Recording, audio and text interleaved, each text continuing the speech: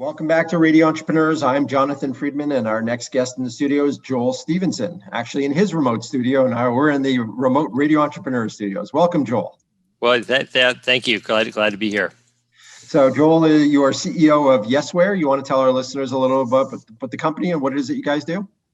Yeah, Yesware is a Boston-based SaaS company. We are a sales productivity solution for remote selling. And what that means is we integrate deeply inside of your inbox, and we help you do things like contact new prospects, interact with them effectively, figure out what's working and what's not working, ultimately leading to building more relationships and more sales. So you're a SaaS platform.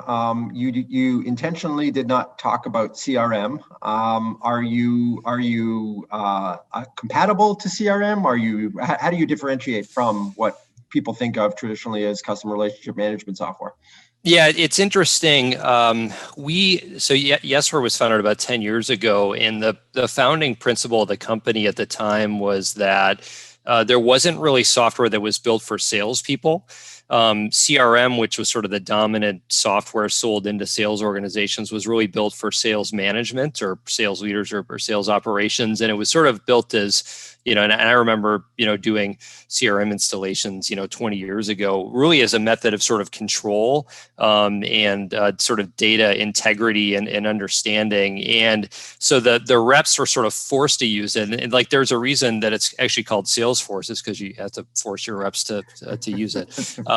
But we sort of said, well, what happens if you build software that's really designed to make the rep more productive and more efficient versus trying to think about it from an entire sales organization? And so all the like our original sort of innovation was taking some of the marketing automation ideas around email interaction. So who opened your email, when did they open it, and sort of applying that into a sales context. That was sort of the first thing that we did. Then we followed that up with templates and other concepts, but that sort of took off like wildfire. And so we started to get all these users at places like, Twitter and Yelp, and eventually then backward integrated into the CRM, so that because we're capturing all the sort of activity data, and that was very valuable to the sales organization, sales leadership. And so we do sort of integrate with CRM, and our CRM compatible, but what we're trying to do is a little bit different. So walk us through what a typical user, how they would engage with you. And is that usually an enterprise, or is it an individual? Are they sales warriors, independent sales reps, or are they inside of organizations, all of the above? Yeah, so we sort of have this product-led approach to our go-to-market. And so you can go to yesware.com and start a free trial. And that's sort of our preferred go-to-market approach, is that we start with, we hopefully have an individual salesperson at a company have success with it, and then they share it with a colleague or with a manager, and then it eventually starts to grow throughout the organization. And so because of our go-to-market, we end up with all sorts of different people using Yesware. So everything from, we have a lot of CEO founders that use Yesware because they end up being the de facto salesperson early in an organization's life cycle, all the way up to thousands of users at places like Yelp. But typically, the average user of Yesware is going to be a salesperson in I would say a smaller size company. And what is the, I know one of the things that most SaaS models, at least probably not so much to do with SaaS, but software, you're trying to provide us a product that is easy to get up and running. So is that what part of Yesware's proposition, that it's doing its magic in the background as far as the user need to dig deep? There's a limited amount of that they need to do. So easy adoption. Yeah, that's right. I mean, that's part of our philosophy about selling, is that it's pretty complicated, and the degree to which you can limit context switching is important. And so we integrate deeply into the inbox, and it's because we're sort of a free trial, product-led type of organization. If we don't show value right away, no one's going to buy the product. And so versus a more typical top-down enterprise process. It's a little bit more complicated. That's going to have configuration and setup, and a lot of overhead in terms of management. Our product is very simple. So you off to either Gmail or Outlook. We get a bunch of information about sort of what's going on in the background, and then you're up and running. I mean, certainly there's a lot more that you can do with it over time, but time to value is sort of in the hours, versus weeks or months. And is it the type of app that is for lack of a better term, mining my inbox to be able to offer up suggestions, or am I actively, in other words, is the user very actively using it, or is it providing a value to me with without me focusing on it very much?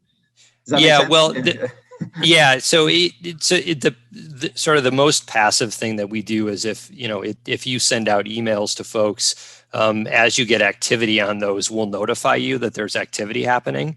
And then, that concept sort of extends to more powerful features like templates. So then you can start to see, okay, well, this style of communication works better than this style of communication. And then campaigns where you would say, okay, well, this series of communications actually performs better than this other series of communications. And so we're gathering all that data about what's working and what's not working. You can then go sort of look at that. You use insights from that to then make your approach better, and then use our tool to go execute that better approach. And so we try to have it be sort of a closed loop system whereby we're generating insights or curating the data on your behalf. You're sort of figuring out what's working, and then you're then improving what you're doing, and you just keep doing that until you eventually unlock a scalable, repeatable sales process. Oh, wow. So it really is a, as you said, it's really a educational process for the user, not only collecting those data points and sort of serving up what's working, what's not working, but getting them to refine their approach too. So not only are you providing data, but you're making people more effective, better salespeople. Yeah, that's right. And it works for an individual, and it works for a team, where if you've got a team of people using Yesware and somebody sort of unlocks a particular way to advance someone from one part of the sales process to the other sort of part of the sales process, you can then share that across a whole team. And now your entire team has gotten more effective due to one person on your team unlocking something in part of the process. So you talked a little bit about your own go-to-market strategy, and it sounds like, for lack of a better term, somewhat organic in terms of how you're building it. Can I ask, does Yesware have a sales team itself? We do, although we have a very small team relative to what you'd expect for a company of our size, and the reason is that we do try to practice what we preach, in the sense that the majority of our revenue does come in through self-service channels. Now, that said, as you get into bigger, more complicated situations, you want to have a salesperson involved.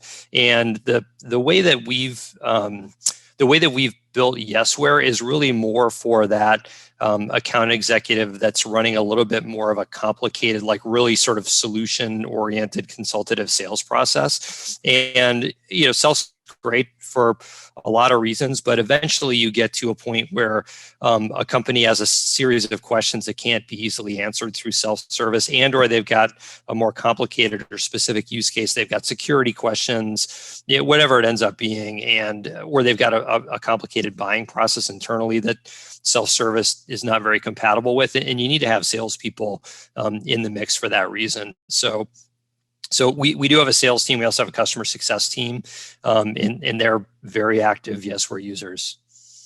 So in the event that for, the customer success team, if there was an enterprise launch, they would be actively involved in that. I would imagine if somebody's coming to you organically as an individual, there's probably not a lot of interaction, sort of up and running on their own.